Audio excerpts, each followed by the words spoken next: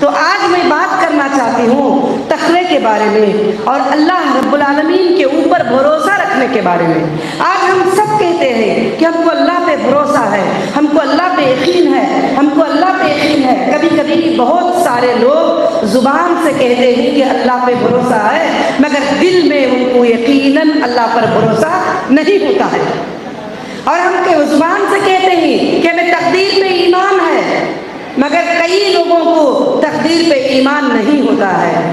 اور ہم زبان سے کہتے ہیں نفع نقصان کا مالک اللہ ہے، مگر کئی لوگوں کو دل میں یہ بات نہیں ہوتی ہے، دل سے نہیں مانتے اس بات کو اور کہتے ہیں کہ نہیں، اس نے ایسا کر دیا، اس نے ویسا کر دیا، یہ نہیں کرتے تو ایسا ہو جاتا تھا، وہاں جاتے تو ایسا ہو جاتا تھا، وہاں شادی نہیں ہوتی تو اس کی طلاق نہیں ہوتی تھی، وہاں جاتی تو اس کی روزی بڑھ جاتی تھی، وہاں رہتی تو ایسا ہوتا تھا، اس کے شوہر کی موت نہیں ہوتی تھی، وہاں رہتی تو اس کی ماں زندہ رہتی تھی۔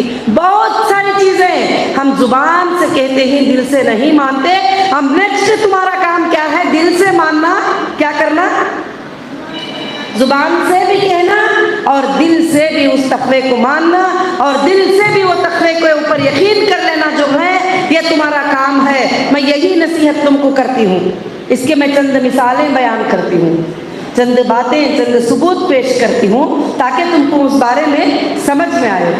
اور اللہ کے پیارے نبی محمد صلی اللہ علیہ وسلم کی زوجہ محترمہ اماں خدیجہ الکبریٰ رضی اللہ تعالی عنہا، جو مکہ مکرمہ کی سب سے بڑی تاجرہ خاتون اور سب سے بڑی بزنس مین تھی۔ یہاں الحمدللہ علماء بیٹھے ہوئے ہیں، بہت زیادہ تعلیم کو سمجھتے ہیں اور آپ بھی الحمدللہ اس بات کو سمجھتے ہیں، جو بھی میرے بہن بھائی لائیو پہ دیکھ رہے ہیں ان کو بھی سمجھتے ہیں۔ سب سے بڑی تجارت کرنے والی تاجرہ خاتون کون تھی؟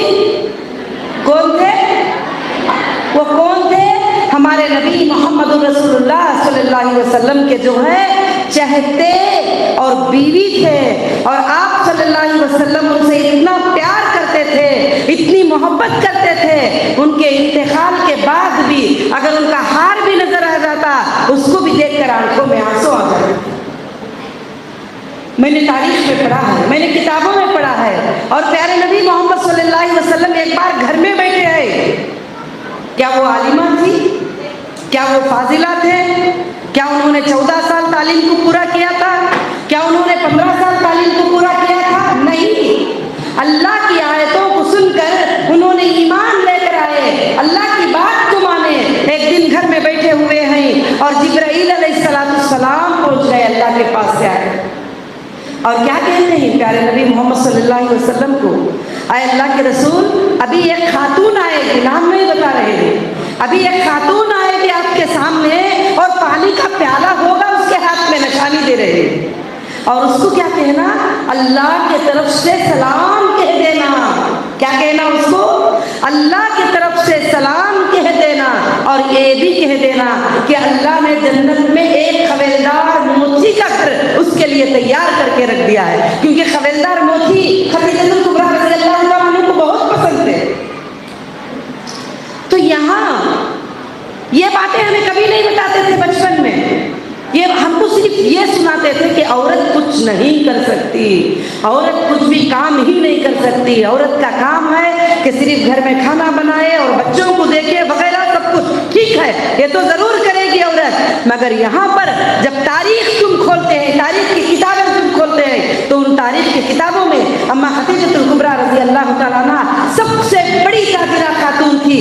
اسلام کے لیے اگر کسی کا مال خرچ ہوا ہے، اسلام کے لیے اگر کسی کا پیسہ خرچ ہوا ہے، اسلام کے لیے اگر کوئی مال کو دے دی ہے، تو اماں خدیجہ الکبریٰ رضی اللہ تعالیٰ عنہ نے اللہ کے دین کے لیے اپنے مال کو جو ہے وقف کر دیا تھا۔ کہا تھا کہ اے محمد، میرا مال، یہ میرا جان، یہ چیزیں سب آپ خرچ کر دو اللہ کے دین کے لیے۔ سبحان اللہ، پیارے نبی محمد صلی اللہ علیہ وسلم نے ان کو اتنا مقام دیا۔ ایک بار گھر میں بیٹھے ہوئے ہیں اور گھر میں بیٹھ کر باتیں کر رہے تھے، اماں عائشہ صدیقہ رضی اللہ تعالیٰ عنہ آپ صلی اللہ علیہ وسلم کے زوجہ تھے، اور اماں عائشہ صدیقہ رضی اللہ تعالیٰ عنہ چھوٹی عمر کے بھی تھے، اور کبھی کبھی کیا ہے کچھ باتیں ان کے زبان سے آ جاتے تھے۔ فرماتی ہیں کہ پیارے نبی، اے محمد، آپ بار بار اس لال دوپٹے والی بوڑھی کا ذکر کیا کرتے ہو؟ क्या बोल रहे हैं? वो लाल दुपट्टे वाली बूढ़ी का जिक्र बार बार क्यों करते हो? और तुमको अल्लाह ने खूबसूरत जवान बीवियों को दिया है और अल्लाह ने आपको बहुत ज्यादा नवाजा, मगर आप उनको याद करके बार बार आंखों में आंसू क्यों निकालते हो? तो प्यारे नबी मोहम्मद सल्लल्लाहु अलैहि वसल्लम अपनी जुबान से फरमाते हैं कि आयशा, ऐसी बात मेरी खतीजा के बारे में नहीं कहना। मेरी खतीजा वो थी जब मक्का मेरी मुखालिफत कर रहा था, मेरी खतीजा ने मुझे साथ दिया। जब मैं गरीब था, मेरे पास कोई माल नहीं था, तो पूरा माल अल्लाह की राह में दे दी। और खतीजा वो थी जब उसका इंतकाल हुआ तो उसके बाड़ी पर, उसके जिस्म पर जो कपड़े थे वो पेवन के कपड़े थे, क्योंकि इतना अल्लाह की राह में उन्होंने जो है अल्हम्दुलिल्लाह जरूरत पड़ी तो जो है खर्च कर दिया। यहाँ पर तारीख बताती है कि इस्लाम की पहली बुनियाद, इस्लाम की पहली चीज औरत है। जब वही आई, वही नाजिल हुई, इक़रा बिस्मि रब्बिकल लज़ी खलक़, आप सल्लल्लाहु अलैहि वसल्लम ने फरिश्ते को देखा कि जिब्रील अलैहिस्सलाम को देखा, जमीन से लेकर आसमान तक उनका सर, उनके पर जो है मशरिक़ और मगरिब तक, और संभाल नहीं पाए। आकर बोले कि खदीजा मुझे चादर उड़ा दो, अभी मुझे कुछ हो जाने वाला है। तसल्ली कौन दे रही है? कौन दे रही है?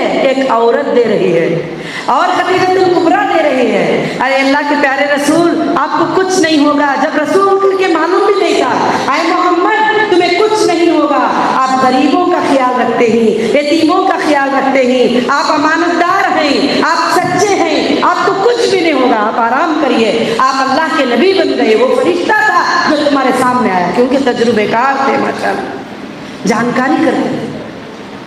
तो मैं चाहती हूँ कि जुबानी बातों से ज्यादा आप तक़वा इख्तियार करो। कोई देख रहा है, बाप देख रहा है इसलिए पर्दा कर रहे हैं, शोहर को डर के पर्दा कर रहे हैं, और दूसरों को गली वाले क्या सोचेंगे, हमारे मौलाना क्या सोचेंगे, हमारी आपा क्या सोचेंगे, इसलिए नहीं।